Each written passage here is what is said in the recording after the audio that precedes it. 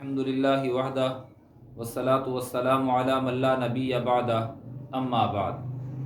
ناظرین و سامعین، نبی کریم صلی اللہ تعالیٰ علیہ وسلم کی سیرت طیبہ کا جب مطالعہ کیا جاتا ہے تو عقلیں دنگ رہ جاتی ہیں، حیران ہو جاتے ہیں کہ آقا علیہ الصلوۃ والسلام کا ہر عمل ایسا ہے کہ لاجواب ہے، بے مثال ہے۔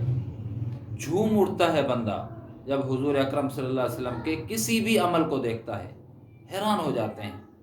آپ کا اخلاق، آپ کا لوگوں کے ساتھ معاملات، آپ کا عبادت کرنا، آپ کا اپنے گھر والوں سے حسن سلوک کرنا، آپ کا اپنے دوستوں اور صحابہ کے ساتھ اخلاق کا مظاہرہ کرنا، آقا علیہ الصلوۃ والسلام کا دشمنوں کے ساتھ معاملہ کرنا، آقا علیہ الصلوۃ والسلام کا جانوروں کے ساتھ معاملہ کرنا، حیران ہو جاتے ہیں۔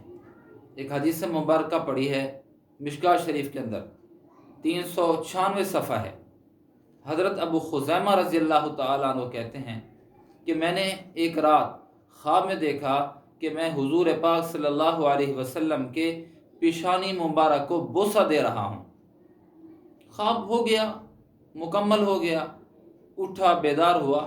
میں نے نبی علیہ الصلوۃ والسلام سے اس کا تذکرہ کیا کہ اللہ کے محبوب، میں نے خواب دیکھا ہے اور آپ کی پیشانی مبارک پر بوسہ دے رہا ہوں۔ یہاں سوچئے، تصور کیجئے، اگر کسی نے میرے متعلق یا آپ کے متعلق خواب دیکھا ہوتا تو ٹھیک ہے بابا، ماشاءاللہ زبردست۔ حضور پاک صلی اللہ علیہ وسلم نے کیا کیا؟ فوراً لیٹ گئے۔ حضرت ابو خزیمہ کا خواب سنا، فوراً لیٹ گئے اور پھر ارشاد فرمایا، آؤ آؤ ابو خزیمہ، اپنے خواب کو سچا کرو۔ اور حضرت خزیمہ رضی اللہ تعالی عنہ نے جا کر لیٹے ہوئے نبی علیہ الصلوۃ والسلام کی پیشانی مبارک پر جا کر بوسہ دیا۔ لکھا ہے کہ دنیا کا سب سے خوش نصیب شخص کہ جسے بوسہ دینے کے لیے عرش سے اور کرسی سے بڑھ کر جگہ ملی، کہ جہاں نبی علیہ الصلوۃ والسلام کو وہ بوسہ دے رہا ہے، پیار کر رہا ہے، جہاں نبی علیہ الصلوۃ والسلام اس صحابی کی خوشبختی محسوس ہو رہی ہے، وہاں نبی علیہ الصلوۃ والسلام کا بہترین کردار بھی عیاں ہو رہا ہے اور واضح ہو رہا ہے۔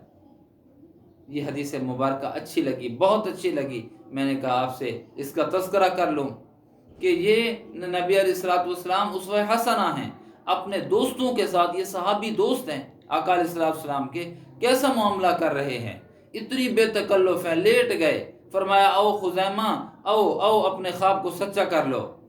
اور خزیمہ نے جا کر پیشانی مبارک پر جا کر بوسہ دیا۔ کوئی ملتی ہے اس کی نظیر؟ کوئی ملتی ہے اس کی کوئی مثال کہ کوئی وڈیرا ہو، کوئی بڑا آدمی ہو؟ ارے بڑا تو چھوڑو، ہم عمر لوگ ہوتے ہیں، کوئی منصب اور عہدہ نہیں ہوتا، مذاق میں اڑا دیتا یار، ایسے خواب آتے رہتے ہیں، پراگندہ خیالات ہوتے ہیں۔ لیکن نبی علیہ السلام پہ قربان جاؤں، میں بھی قربان جاؤں، میرے آبا و اجداد بھی قربان جائیں، میری آنے والی موجودہ اور آنے والی نسلیں بھی قربان ہو جائیں۔ آقا علیہ السلام نے کتنی بے تکلفی اور سادگی کے ساتھ لیٹ گئے اور فرمایا او تم اپنے خواب کو سچا کرو۔ اور اس صحابی نے نبی علیہ السلام کو بوسہ دیا، پیشانی پہ بوسہ دیا۔ میرے عزیزو، یہ اخلاق کے پیغمبر ہیں،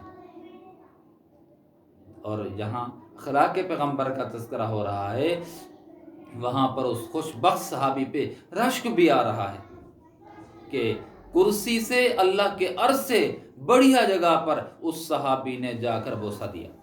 وآخر دعوانا ان الحمدللہ رب العالمین۔